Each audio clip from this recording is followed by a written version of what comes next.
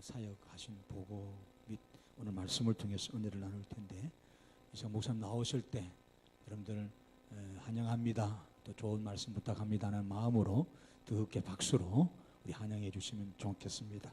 예수님의 유언이라는 제목으로 함께 우리 말씀 듣겠습니다. 예.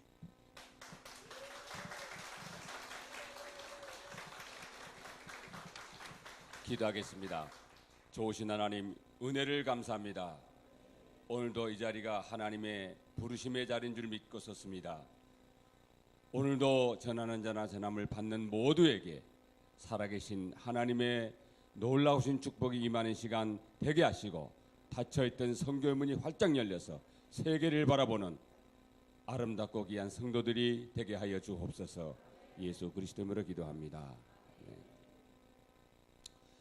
여러분, 오늘 본문에 보니까 마태복음 28장 18절에서 20절까지의 말씀, 저는 이 말씀을 갖다가 옛날부터 신학할 때부터 이전부터 예수님의 유언의 말씀이라 제 나름대로 정해놓고 이 기절만 나오면 다시 한번 저 자신을 되돌아봅니다.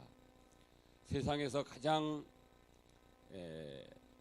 법이 많이 있잖아요. 세상에는 뭐 헌법부터 시작해서 무슨 조례할 것 없이 많은 지켜야 될 규례들이나 법이 많은데, 이 법들보다 앞서가는 것이 하나가 있는데 그것이 바로 유언이에요.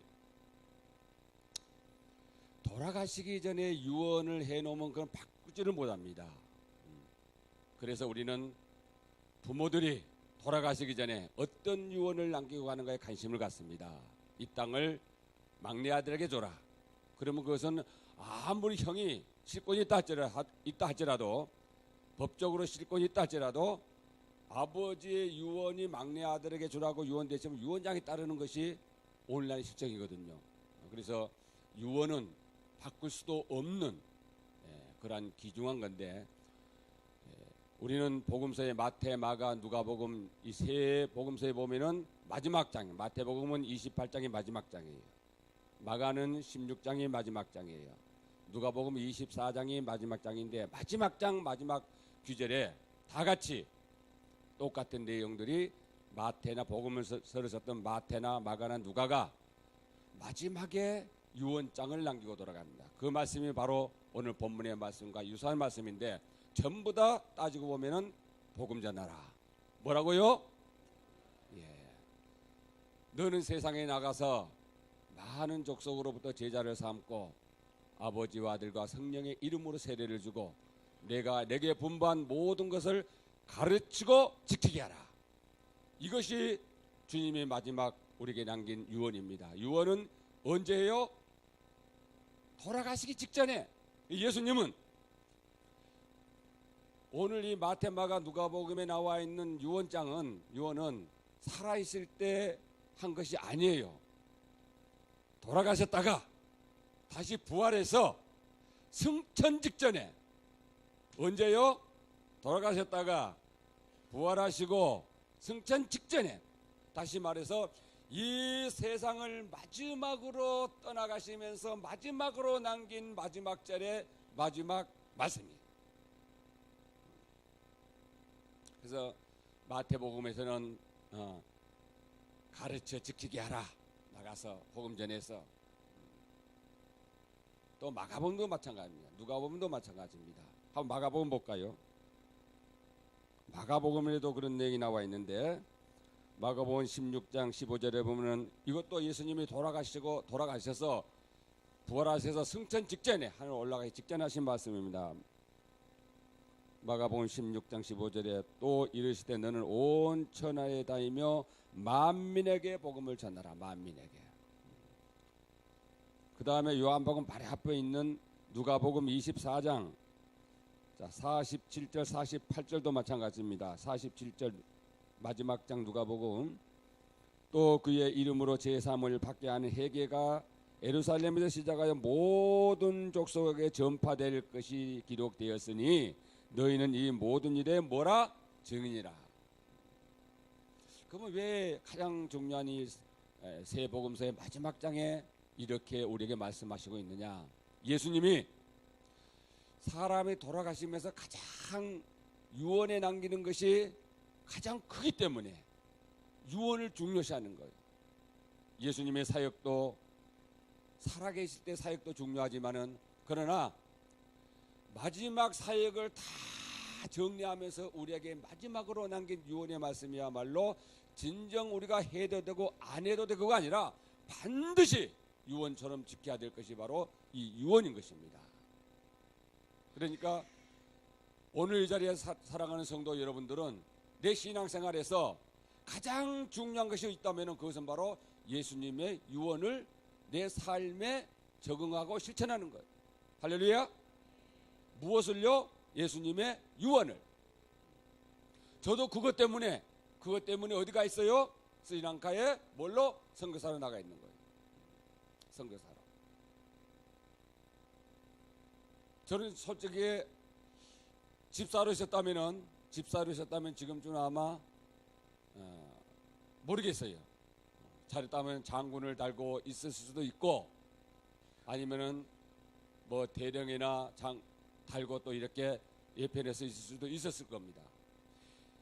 내가 이 유언의 말씀을 가지고 실천하는 그 순간부터 예수님의 제자들처럼, 자, 하나님이 제자란 것은 하나님이 예수님을 이 땅에 선교사로 보냈어요. 할렐루야. 하늘의 복음을 가지고 예수님을 이 땅에 선교사로 보냈습니다. 그리고 하나님께서 말씀하신 그대로 예수님은 인류를 구원하기 위해서 십자가에 돌아가셨어요. 일대 초대 선교사예요. 그래서 예수님께서는 12 제자들을 가르치면서 너희들도 이렇게 하라. 본문에 오늘 너희들도 세상에 나가서 만민에게 복음을 전파하라. 예수님이 제자들에게 유언을 남겼어요. 그 제자들도 예수님의 유언에 복종해서 12 제자들이 전부 다 복음 전하다가 현장에서 순교당합니다. 그럼 예수님의 제자들이 오늘 우리에게 예수님의 제자된 너희들은 사실 집사급 이상은 우리가 제자라고 봐야 돼요. 왜? 주님의 일을 하기 위해서 직분이 부여된 사람들은 우리 집사급 이상이랍니다. 아마 이 자리에 앉은 여러분들은 전부 다 집사급 대부분 이상이라고 봅니다. 그렇다면은 예수님의 12 제자와 마찬가지예요. 그러면은 예수님의 제자들이 하신 모습으로 오늘 우리도 이 복음을 위해서 목숨을 아끼지 않아야 된다는 것입니다. 저는 잘 나갈 때에 기도하다가 주님으로부터 콜링을 받은 거예요. 콜링을. 잘 나갈 때, 최고 잘 나갈 때에. 그리고 콜링 받은 이후로 나의 삶은 내리고 내려가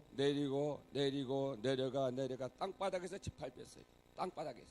짓밟힌 것만도 다행인데 짓밟힌 다음에 빗자루로 쓸어서 던져버린 거예요. 아마 목사님하고 사모님은 저희 삶을 잘 알 거예요. 가진 것 다 가져봤고 할 것 다 해보고 그런데 하나님은 그때 위에 있는 나를 끌고 내리고 땅바닥에서 세상적으로만 지근지근 밟아서 가만둔 거 차서 없애버리는 거예요.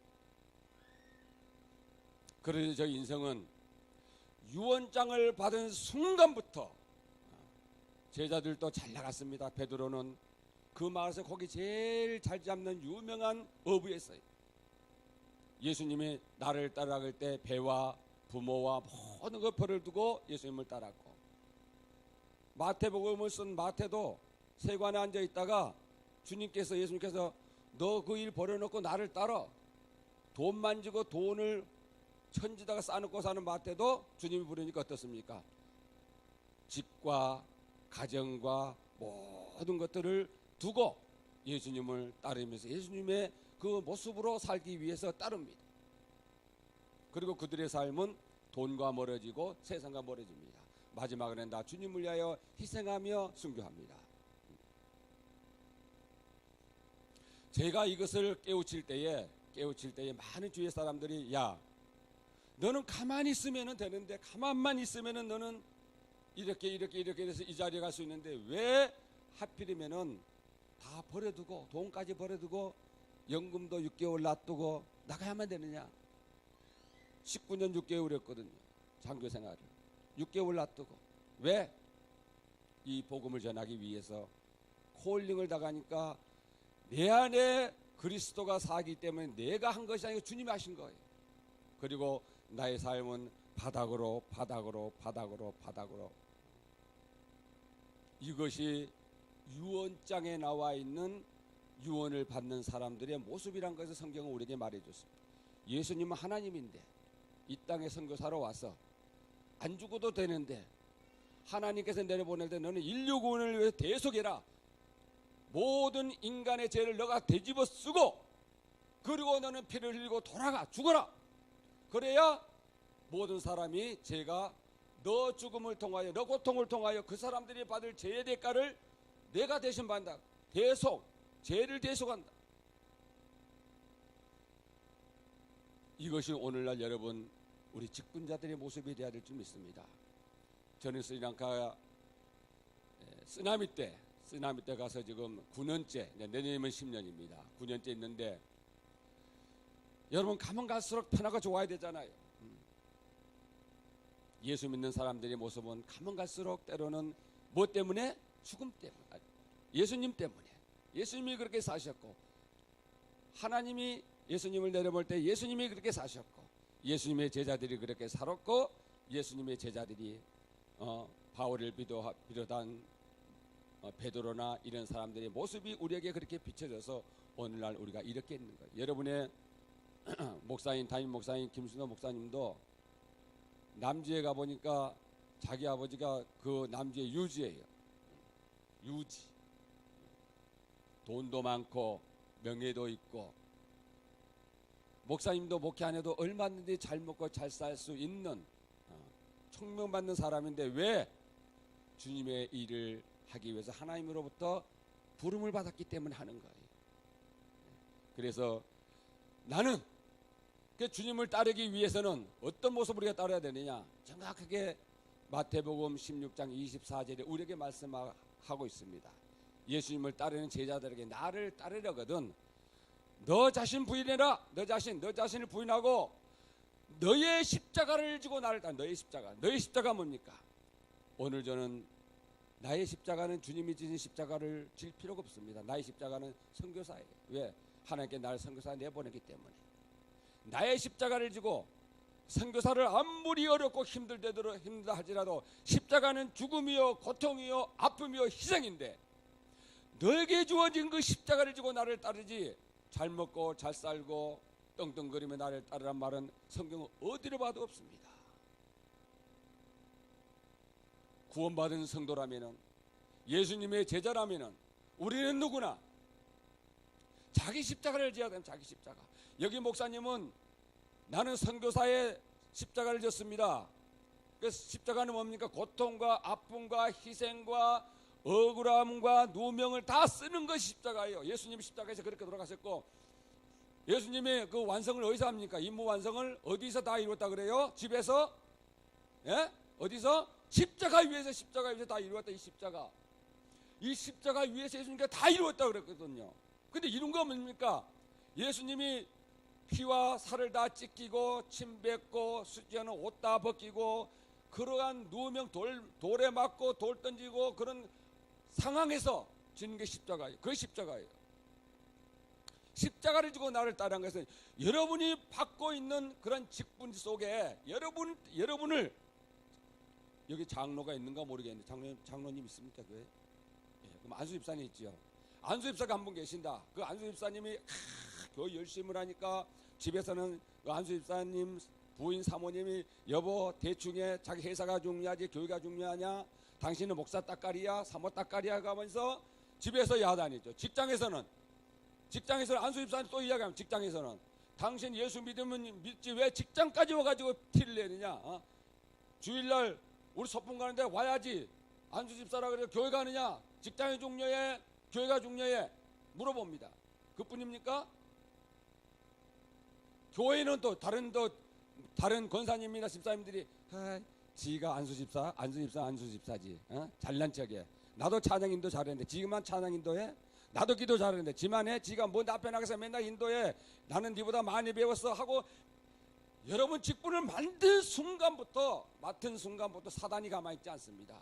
그렇기 때문에 우리는 십자가를 지는 것은 고통과 아픔과 누명과 희생 없이는 질 수 없는 것이 십자가거든요.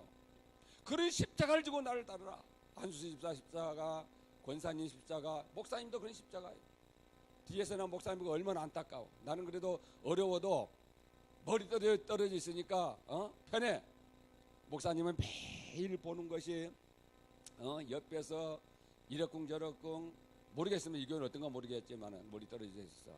돈이 어쩌네, 목사님이 뭐 이러네 저러네, 별것 다 따야 주위에서. 목사가 되는 순간부터 목사님은 십자가예요. 그게 그렇다고 내가 돈이 없어, 남지가면 우리 아버지 빼기 얼마나 좋은데, 가만히 있어도 내가 먹고 사는데, 그리고 탁 평지에서 평지고 못 가는 것이 뭐 때문에? 십자가 때문에. 목사님에게 주어진 십자가 때문에 여러분 못 가는 거야.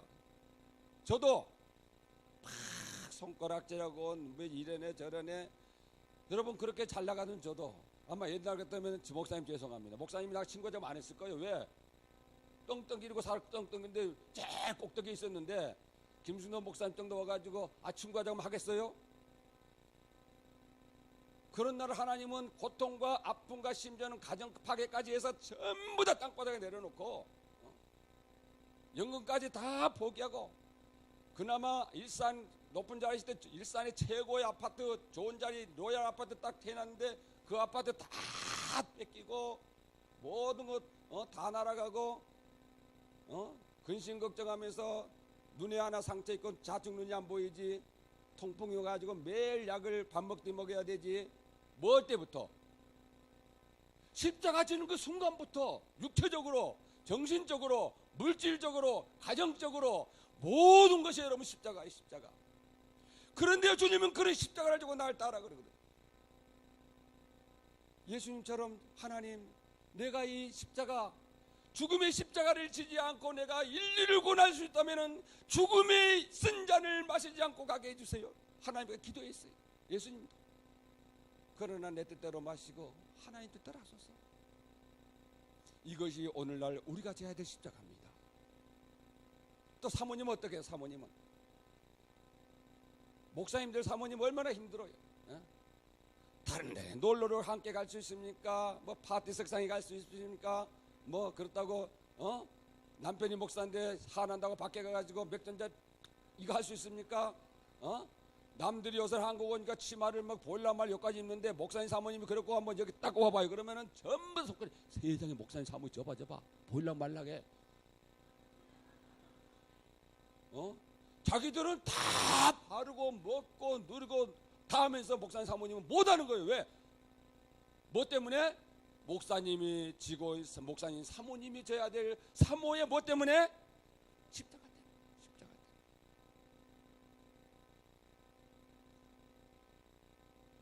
때문에. 여러분은 다 십자가를 지고 따르라 그랬지, 십자가를 지지 않고 따르라고 그러면 말은 나를 따르고자 하느냐?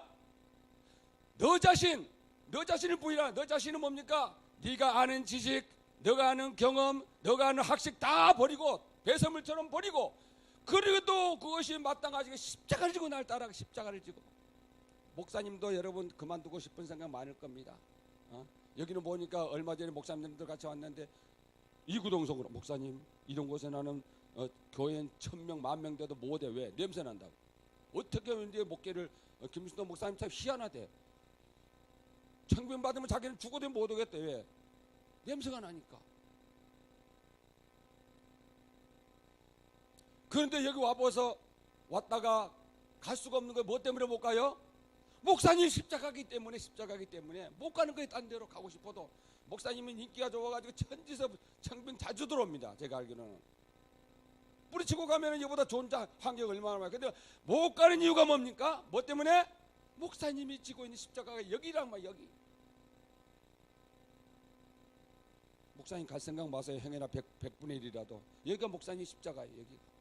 사모님 여기가 십자가입니다. 할렐루야. 그렇기 때문에 저도요, 있는 거 다 버리고 몸 다 버리고, 형제들도 나를 손가락질해. 미친 목사 중에서 미친 목사라고 저를 봐. 형제가 안 돼. 친구들도 그러고. 잘 나갈 때 좀 저축해놔야지. 다 화려하게 살다. 그거 뭐냐? 뭐 때문에? 십자가 때문에. 나는 지금 십자가를 지고 있는 거예요. 왜? 선교사 십자가. 내가 목사 직책을 또 받을 수가 없잖아요. 여러분이 전부 다 교회에서 권사로, 집사로, 장로로, 평신도로, 주일학교 교사로, 성가대로, 성가대 말이 나와서 성가대 특별히 감사드립니다. 성가대 임원들에게는, 요원들에게는. 왜 감사하는가? 이제 성가대 요원한테 물어보세요. 저를 위해서 기도를 제일 많이 해주 성가대가 보니까. 안 봐도 알아. 멀리 떨어져서. 여러분이 지고 있는 십자가 남편이 핍박한다 그랬어. 부인이 핍박한다 해서 그것을 지지 아니하면은 누구 버리는 거예요? 그걸 십자가 버리는 것이 아니고 누구를 버려요? 예수님 버리는 거예요. 예수님. 이것이 십자가입니다. 여러분이 예수님처럼 예수님이 지신 구원의 십자가는 질 필요 없어요. 자기 십자가를 자기 십자가. 여러분이 맡은 직분이 십자가인 줄 믿습니다. 때로는 저는 주위에서 보면 행복한데 그 십자가를 그걸 못 져서 팔버둥한 사람 보면은 안타까워요. 사랑하는 아들 딸들아, 나의 십자가는 너희들이 무겁게 생각하지 않느냐? 무겁지 않고 뭐라 그랬어요? 가볍다 그랬거든 주님께서. 질 때에 안 질려면 한없이 무겁고 지면은 가벼운 거에 십자가인 줄 믿습니다. 선교사가 스리랑카는 불교 지역에서 얼마나 어려운가 몰라요. 1년에 선교사들이 통상 4명, 외국 선교사들이 3명, 4명을 그 공식적으로 죽입니다. 왜? 복음 너 봐라. 너희들 와서 까불면 이렇게 죽는다. 불교 쪽에서. 지도새도 모르게. 교회가 금년에도 15개 불이 타고 한 5개 정도가 10개 정도가 불타고 5개 정도가 망치 한마디를 가서 부숴버렸어요. 한 교회는 나 친구 목사예요. 친구 목사 형이 하는 교회인데 목사님 친구 형 목사님이 하는 것인데 예배드리는데 한마 망치 다 들고 와가지고 전부 다 때려 부셔가지고 언제 내 목숨도 저들이 가져갈까 모릅니다. 저희들은 내일 일을 알지 못하고 있습니다. 때로는 이제 나도 60이 넘었는데 60이 넘으니까 뭔가 좀 안정된 일을 찾고 싶은데 그렇지 못하는 거 뭐 때문에? 내게 주어진 십자가 때문에. 그게 내게 십자가를 지고 나를 따라가는데 그 십자가를 버릴 수가 없어요. 지고 있는 겁니다. 그 예수님도 기뻐서 졌을까요? 아니에요. 예수님도 하나님 아버지요, 내가 쓴 잔, 죽음의 쓴 잔을 마시지 않고 지나갈 수 있다면 쓴 잔을 회피해 주세요. 예수님도 인간의 모습이 나오는. 하물며 우리 인간이 기뻐서 질 수도 있지만은 기뻐서 지는 사람이 얼마나 많겠어요. 그러나 주님이 유언으로 우리에게 남겨줬기 때문에 우리는 그 유언을 오늘도 때로는 기쁘고 때로는 기쁘지 않다할지라도 여러분 우리가 유언을 준수해야 될 필요가 있는 겁니다. 한 10분 동안에 작년 1년 동안에 했던 선교 지역을 한번 돌아보도록 하겠습니다. 앞에 목사님 불만 좀 끌 수 있습니까? 앞에만.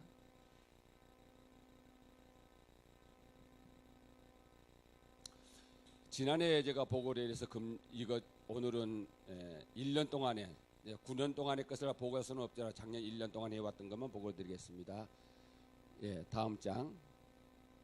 스리랑카는 여러분 한국에서 인도로 빨갛게 되어 있는 것이 스리랑카입니다. 인도입니다. 조그마한 섬. 그래서 우리는 아름답다 그래가지고 아시아의 진주라 그럽니다. 진짜 아름답습니다. 예, 한국에서는 비행기로 한 10시간 정도. 직항로가 작년에 개설됐는데 올해 직항로가 시작됐는데 없다가 10시간 정도 걸리면은 스리랑카 갈 수 있습니다. 스리랑카 옆에는 한국의 젊은이들이 제일 가고 싶어하는 몰디브가 제일 가까운 나라가 스리랑카입니다. 그래서 저는 몰디브 간다고 하면 스리랑카 들어오세요. 몰디브는 섬만 보고 딴 건 볼 거 다른 거 없는데 스리랑카는 섬도 보고 모두 유적도 보고 산이나 높은 산, 고지 각가지가 바다도 똑같아. 스리랑카 바다고 몰디브 바다 아주 진주 같은 바다가. 다음에 여러분 목사님 모시고 꼭 한번 와서 선교하시기 바랍니다. 다음 장. 이제 불교 작년에도 말씀드렸지만 시내 곳곳에 상거리란 상거리, 사거리란 사거리는 전부 다 이 불당이 이렇게 서 있어요. 그리고 절이 얼마나 큰가. 한국 절은 게임이 안 될 정도야. 그렇게 만연돼 있고 매년 수많은 외국 불교 스리랑카 지금 불교 종주국으로 돼 있습니다. 그래서 여기 와서 한국의 스님도 1년이면 300명이 왔다 갑니다. 여기에. 그래서 수도도 하고 또 주요 뭐 회의도 참가하고 그런데 스리랑카는 그야말로 불교 중에 불교 국가입니다. 다음 장. 제가 나가서 선교지 9년 전에 가가지고 제일 먼저 지었던 교회입니다. 망갈러라는 그러한 빈민촌에 지었던 교회인데 거기에 제가 아는 양주의 목사님들이 같이 개척교회를 했던 그 목사님들이 한번 왔다 갔습니다. 다음 장. 거기에 왔다 갔던 동료 목사님들이 이제 그 현지 목사님 뒤에가 있는 것이 제가 제일 먼저 지었던 제 1호입니다. 1호. 2006년도에 시작해서 2007년도에 완성했던 제 1호 교회입니다. 다음 장. 그 다음에 다른 목사님들이 잠깐 들려서 교회에서 기도하고 선교해주고 갔던 모습이고 가운데 노란 옷을 입고 이렇게 지팡이를 짚고 있는 분이 현지 목사님인데 다리가 없습니다. 그래서 특별히 저 교회를 짓게 된 원인은 목사님이 불편한데 목회를 열심히 하고 있어서 쓰나미 이후에 저기도 물로 다 쓰나미가 쓸어버렸던 곳인데 교회를 세웠습니다. 지금은 교원이 한 40-50명으로 예배를 잘 드리고 있습니다. 다음 장. 그 다음에 이제 두 번째 지은 교회가 제게 주사역지인 마나오라는 빈민촌인데 지난해 매년 이제 행사 각가지 행사를 했는데 작년에는 크리스마스 행사를 했습니다. 다음 장. 여기가 두 번째 지었던 교회인데 여기는 불교인데 제일 밑에 보면은 조그마한 그 소막관 같이 돼 있는 거기에 예배를 드리는데 쇠망치가 가져와가지고 다 때려 부셔버려가지고 불교인들이 그 나무 밑에 가서 예배를 드리다가 나무 밑에 또 마을가에 그 예배드리는 소리가 너무나 요란하다 그래가지고 또 나가라 그래서 이제 어떻게 정부하고 협조가 되고 해서 그곳에 이렇게 공사를 시작해서 때려 부시는 데서 한 500m 떨어진 곳에 땅을 얻어서 교회를 여기가 이제 쓰레기장이었습니다. 쓰레기장인데 지금 천국이 됐죠. 쓰레기장 위에다가 흙을 한 5자 정도, 자갈 한 5자 정도, 호박돌 5짤 정도 이렇게 붓고 쓰레기장을 매립해서 지금은 하나님의 동산이 되어 있습니다. 다음 장.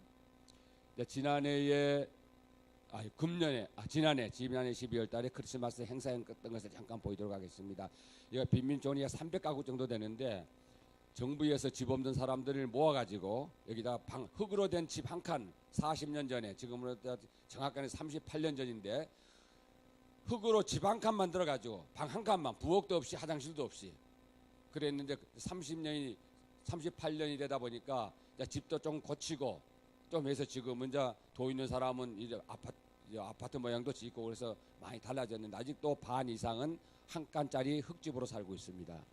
그리고 원래 옷도 안 입어요. 평소에는 신발 안 신고 그런데 여기는 크리스마스 행사 때문에 외국인들이 오니까 특별하게 이제 옷도 깔끔하게 와서 도시의 아들처럼 그렇게 보여질 겁니다. 다음 장.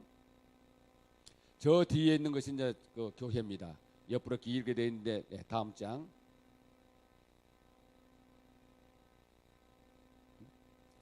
다음 장. 다음 장 돌려주세요. 다음 장 넥스트. 여기 이제 크리스마스 행사를 하기 위해서 현지 목사를 데려다가 이제 제가 양육을 시키게 하는데 현지 목사님이 지금 애들에게 크리스마스 행사에 지금 준비하면서 첫 예배를 드리고 있는 모습입니다. 다음 장. 그리고 그 안에 7개 조그마한 1동, 우리로 말하면은 1동, 2동, 3동, 4동, 5동, 7동으로 나눠져 있어요. 300가구가. 그런데 각 지역에 이런 지도자를 구역장을 하나 정해서 구역장이 중고등학생들입니다. 그래서 구역장을 정해서 그들이 데리고 자기 마을에 애들 데리고 교회에 나오는데 크리스마스 행사도 각 마을별로 경련을 붙이기 위해서 각 팀이 율동 하나, 그다음에 찬양 하나, 그다음에 선거가 하나 이 세 가지를 하는데 지금은 이제 찬양을 하고 있는 모습입니다. 다음 장.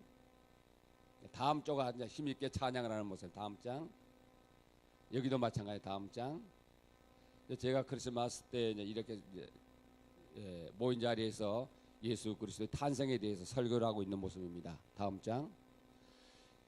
이제 들어갈 수 있는 인원은 정확하게 한 50명 많이 들어가면은 딱 바닥 이렇게 앉으니까 땅바닥에. 그런데 성탄절은 행사를 하면 한 400명, 어린이들 300명, 어른들 100명 정도 나오니까 다 들어올 수가 없죠. 그러니까 밖에서 이렇게 온 창문 밖에 이렇게 창문 밖에서 이런 성탄절 행사를 관여하고 있습니다. 다음 장. 이제 두 번째는 선곡을 하고 있는 모습입니다. 이제 남자들이 없는 그 마을에는 여자 애들이 남장을 하고 숫덩이를 이렇게 까맣게 칠하고 그래서 수염도 만들고 해서 지금 선곡을 하고 있는 모습입니다. 다음 장.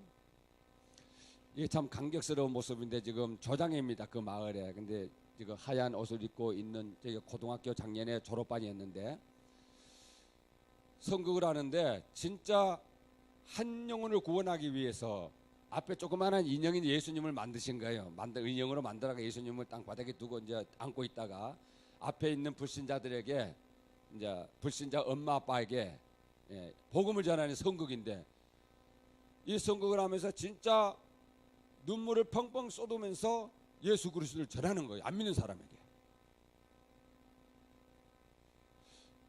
저도 이 장면을 보면서 막 눈물 쏟았거든요.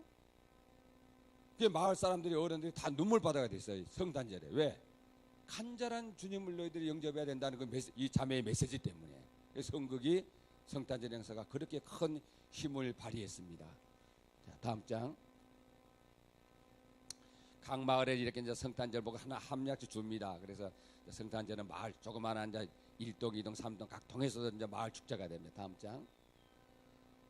여기는 이제 댄싱을 각 조마다 댄싱을 하는데 댄싱을 한 개조가 이렇게 하면서 찍은 사진입니다. 다음 장. 여기도 댄싱. 다른 조가 댄싱을 하는 모습이고요. 다음 장.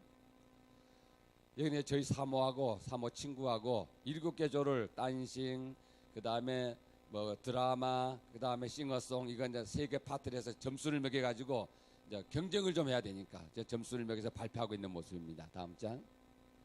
여기가 바로 조장들입니다. 조장들. 우리로 말하면 구역장들이죠. 구역장들이 이렇게 마지막 장식을 댄싱으로 이렇게 마무리하는 모습입니다. 다음 장. 이제 끝나고 조장들하고 기념 촬영을 하는 모습입니다. 다음 장. 여기 다 끝나고 이제 교회 앞에서 어린이들과 함께 이제 이렇게 2013년도 성탄절 행사 마지막 이렇게 기념 촬영은 300명 정도 이렇게 많은데 사진에 다 낼 수가 없어서 저희들 얼굴이 조금 보일 수 있도록 잘라가지고 이렇게 했습니다. 다음 장.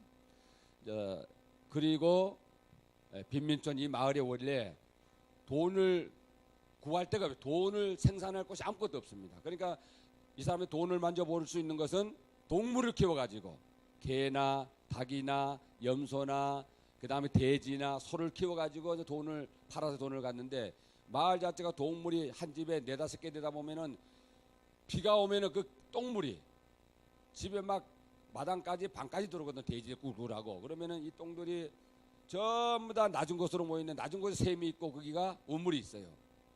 그걸 먹는 거예요.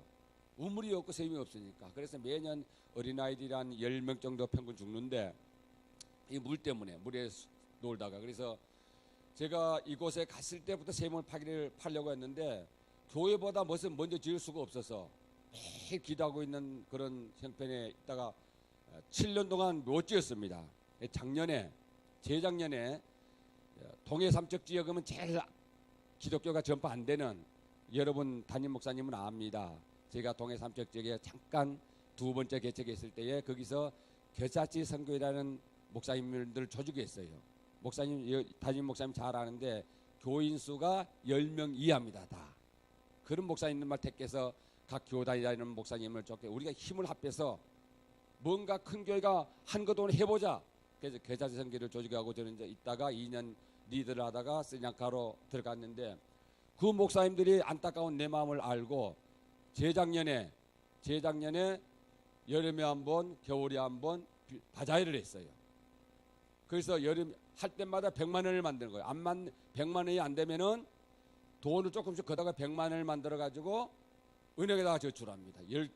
지금은 12개 교회인데 12개 교회가 이게 자기들도 다 아무것도 없는 교회가 교인도 없는 교회가 2교회인데 뭔가 선교를 하고 싶은데 안 되니까 옷을 다 걷어가지고 헌신발 걷어가 1년에 여름에 한 번 겨울에 한 번 2차례씩 바자회를 하는 거예요. 이 사람들이.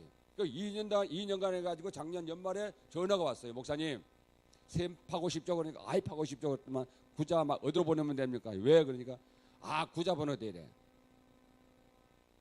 그 어려운 목사님들이 교인 10명도 안 되는 그런 교회 목사님들이 2년 동안 바자회를 하고 만들어 400만 원을 만들어 가지고 작년 11월 달에 보내왔어요.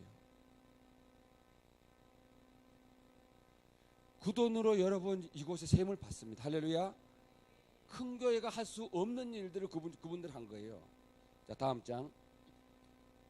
이곳에는 마을의 사람들이 모여서 샘팔 그 곳에 모여 있습니다. 지금. 다음 장. 그 샘팔 곳에 구멍을 뚫어서 물을 붓고 기념행사를 하고 있습니다. 다음 장. 여기 그냥 큰 컴포넌트하고 기계가 들어와서 샘파기를 시작합니다. 다음 장. 여기도 마찬가지. 다음 장. 기계를 땅으로 막 압력에 의해서 땅을 뚫고 있습니다. 근데 원래 이 마을 사람들 여기는 암석이 없대요. 50m 파도 다 마사토기 때문에 그래서 좀 싸게 하기로 작정을 했었는데 계약을 했는데 5m도 안 내려가도 암석이 나와버린 거예요. 거기서 암석이 나오는데 할렐루야. 이 사람들이 못 받겠다 가버린 거예요. 돈 더 배를 물어 배를 잘라. 그런데 이제 은혜 가운데 이제 조금 더 도움도 받고 그래가지고 할렐루야가 맞습니다. 사실 왜냐 그러면은 암석의 물이 진짜 물이거든요. 진짜 물. 그 어렵게 파다가 도망가면 잡아다가 붓다가 또 시키고 해가지고 거기서 암석 물이 너무 좋은 물이 나와서 지금은 마을 사람들이 먹게 돼요. 다음 장. 물이 이제 튀어나오기 시작합니다. 다음 장. 예, 푹 물이 막 퍼져 올라. 할렐루야. 암석물이. 다음 장. 이렇게 물이 나오는데요. 마을 사람들이 자기들 평생에 이렇게 마을이 감격한 순간은 없었대요. 예, 그 마을이 생긴 지가 38년 됐는데. 예, 다음 장. 그래서 그게 이제 수도로 꼭지를 3개를 해서 물을 300가구가 다 받을 수 있도록 수도 꼭지를 3개, 300가구가 안 돼요. 지금 사실 300가구가 먹으면 이게 바닥이 나버리기 때문에 100가구만 먹게 해놨습니다. 지금 현재는 앞으로 이제 200가구는 100가구 받고 다음 파기를 하고 그래서 수도 꼭지 3개에서 물을 받게 하고 식수를 하고 뒤에는 이제 네모로 된 데는 하얀 데는 목욕탕입니다. 샤워 시설하고 탱크 물탱크를 크게 내갖고 물을 받아놔서 거기서 하루 동안 물을 저장했다가 이제 오후에는 마을 사람들이 빨래하고 그 안에서 빨래하고 샤워하고 앞에는 물 두고 그래서 마을에 너무나 큰 축복이 임했습니다. 다음 장. 물이 터져 나오는 날 현재 목사하고 마을 대표가 나와서 지금 목사님하고 좌측이 이제 우측이 이쪽 분이 목사님이고 가운데 분은 이제 마을 우리로 말하면 이장이고 이제 이분들이 와서 우리로 뭐 시초 이제 최초 이제 물을 뭐 시수라 그래야 되나 시수를 하고 있는 그런 모습입니다.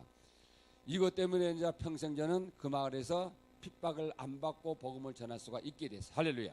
예. 다음 장. 두 번째는 이제 전기공사인데 사실 스리랑카는 도로가에만 전기가 있고 도로가에 있는 집들만 도로에서 100m만 가면 전부 전기 수도가 없습니다. 제가 군생활 19년 6개월 하는 동안에 이사를 27번 다녔어요. 27번. 그리고 스리랑카 가가지고 몇 번을 이사를 했냐 그러면은 9년 만에 7번 이사해요. 7번을.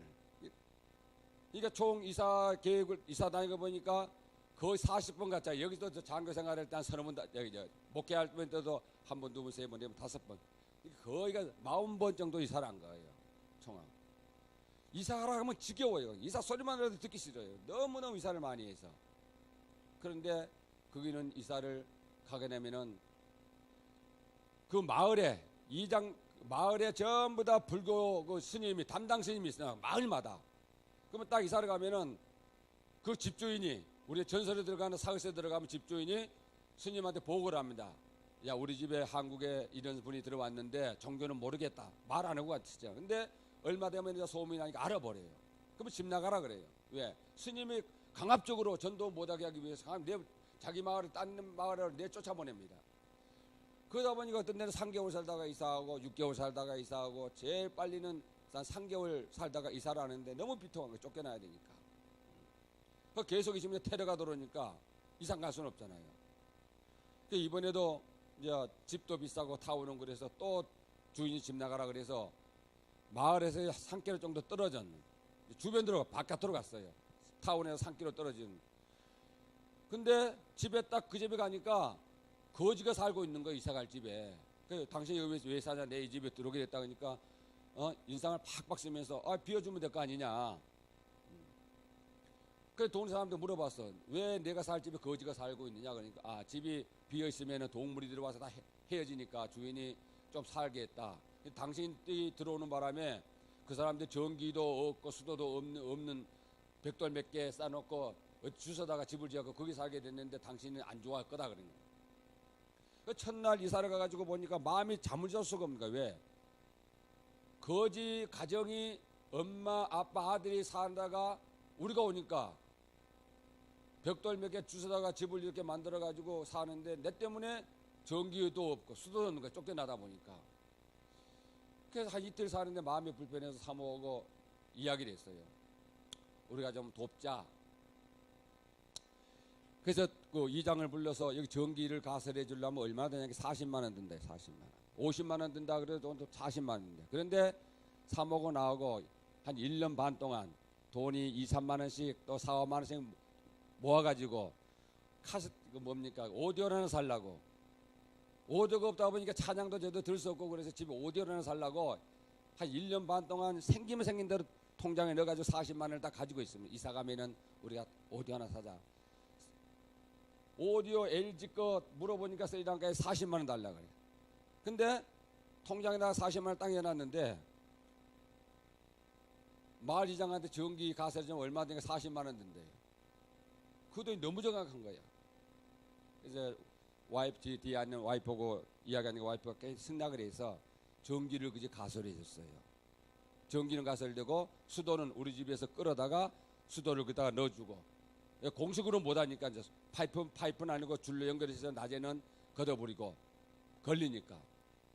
그리고 쌀을 우리가 10kg 사면 5kg 거기 주고 5kg 우리가 먹고. 예를 들어 고기를 한 건을 사면은 반은 그 집에 주고 반은 우리가 먹고. 그까지 왔는데 그러고 있는데 또 1개월 이후에 우리 집 바로 옆에 또 오는 이렇게 조그마한 벽돌로 싸는 집에 누가 이사를 오는데 보니까 80이 넘은 할머니가 꼬그라는 할머니가 어떤 너무너무 거지 같은 분이 또 한 40세 되는 장애자 딸을 데리고 장애자 정신박약한 딸을 데리고 이사를 온 거야.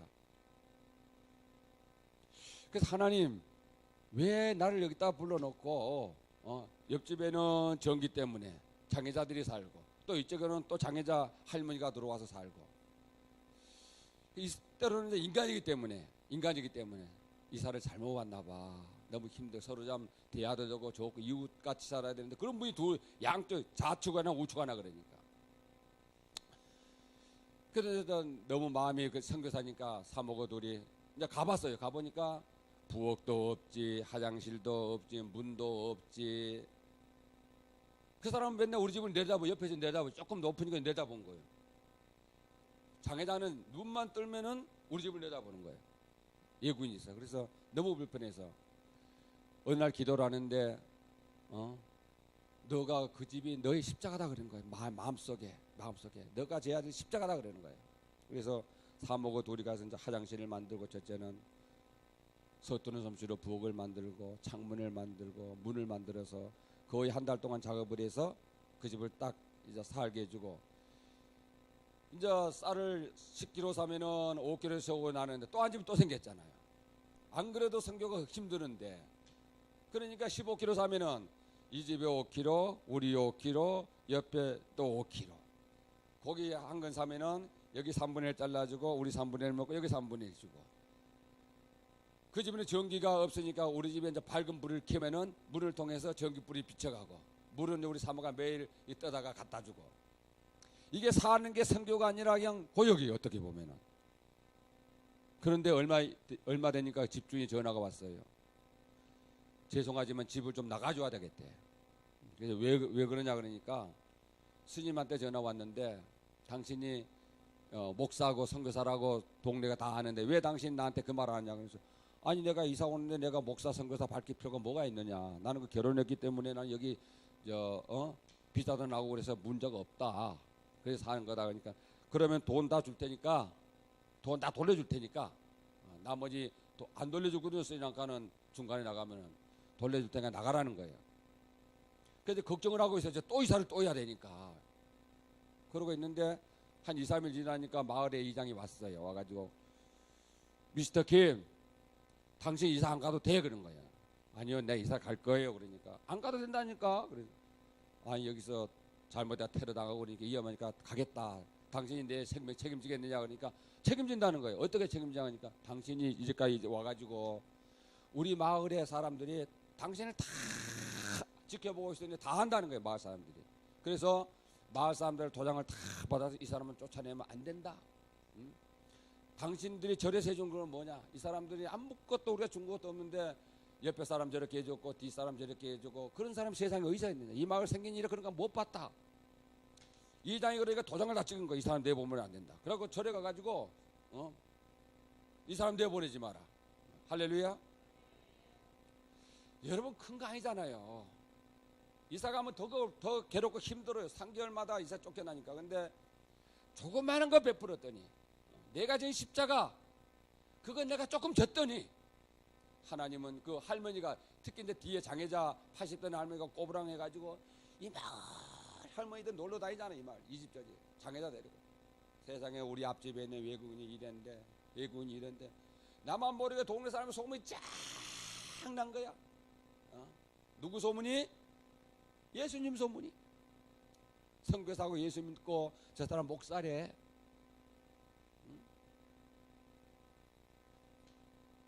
왜 이런 이야기를 하느냐? 여러분 우리가 말로는 예수를 얼마든지 전할 수가 있습니다. 왜? 돈이 안 들고 내가 힘들지 않기 때문에 내 것 안 줘도 되기 때문에. 그러나 여러분 행함이 없는 믿음은 죽은 믿음이라는 말도 있잖아요. 조금만 나누면은 조금만 내 것을 주면은 예수님은 몸과 피를 전부 다 나의 죄를 위해서 줬는데 내가 가진 것 좀 못 줍니까? 40만 원이 뭐가 크다고? 나도 솔직히 죄송한 것은 그냥 줘버리면 되는데 줘야 되냐 맞아 이틀 동안 고민한 거 지금은 후회가 돼요. 그냥 빨리 줘버렸을 거면 그걸 후회 안 하고 줬을 건데 그 인간의 모습이 나타나요. 여러분 주위를 한번 돌아보세요. 여러분 옆집을 한번 보세요. 여러분 회사의 동료가 어려움에 처해 있는 동료가 있다면 돌아보세요. 여러분 형제, 여러분 이웃, 여러분 친구 집에 자녀들이 학비를 못 따고 있다면 돌아보세요.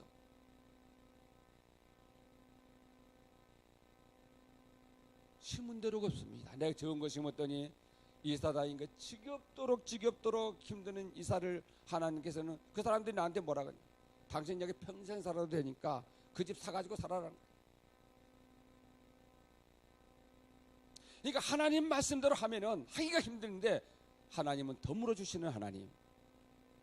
그러니까 소문이 나니까 그 다음에 이제 4월달이 명절, 1월달에 이사를 했는데 4월달이 명절이 됐는데 4월 15일이 거기는 우리나라로 말하면은 설날이에요. 내가 스리랑카 음식 잘 못 먹습니다. 너무 음식이 힘들어서 죄송합니다. 선교사는 잘 먹어야 되는데 4월 둘째 주 여러분 명절이 돌아왔는데 내가 좀 베푸고 싶지만 가진 거 없어서 베풀지도 못하고 그냥 마음 미안한 마음을 갖고 있는데 그 우리 집 옆에 있는 한 4, 50집이 전부 다 음식을 가지고 우리 집 요만한 쟁반에다가 떡, 과일, 바나나, 뭐 파인애플 전부 담아가지고 씌워가지고 40개를 하는데 우리 집 놓을 데가 없어요. 할렐루야. 누가 기뻐하겠어요 그걸? 주님이 기뻐하니. 왜? 내가 드러나는 것이고 예수 믿는 사람이 저렇게 사는데 저 사람 목사라는 건 뭡니까? 예수 믿는 사람이 그 말이잖아요. 선교사래.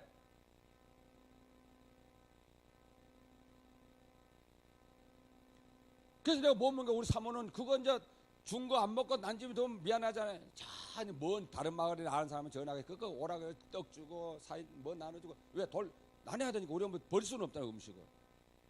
그 내 마음 속에요. 그래. 내가 샘빨 때도 진짜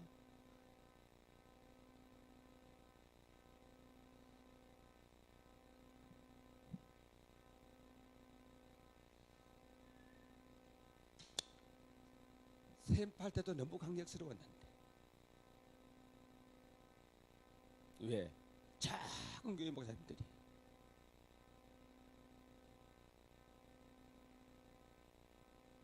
교인 10명도 안 되고 다 10만 원, 20만 원으로 살아가는 목사님들이 자기들이 입는 주위의 옷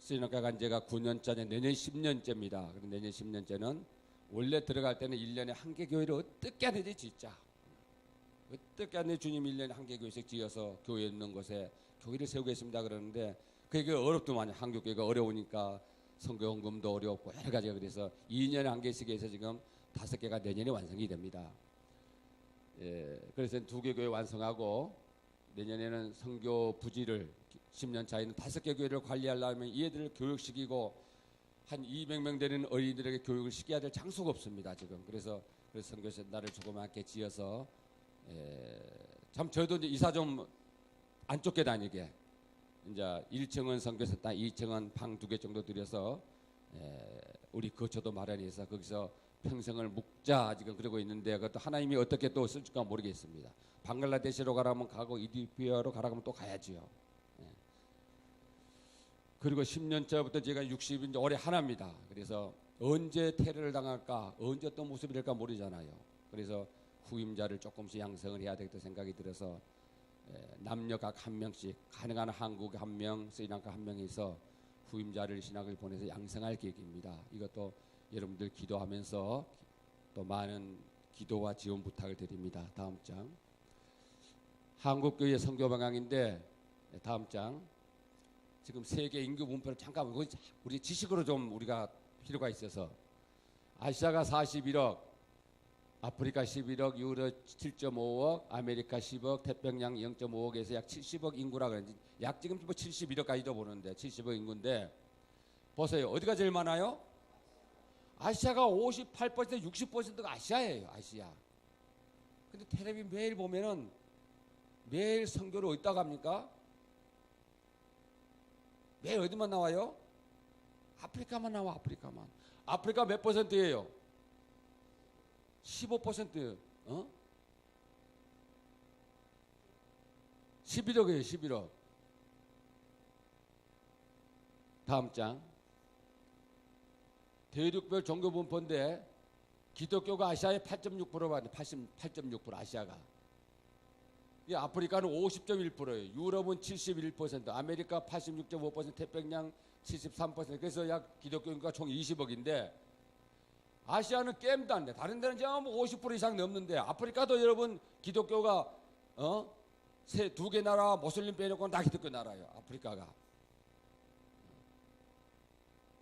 이게 참 안타까워요. 이슬람도 아시아가 제일 많고 힌두교도 그러고 불교도 그러고. 근데 모두가 지금 관점이 전부 다 아프리카에 집중되고 있는 거예요. 아프리카에.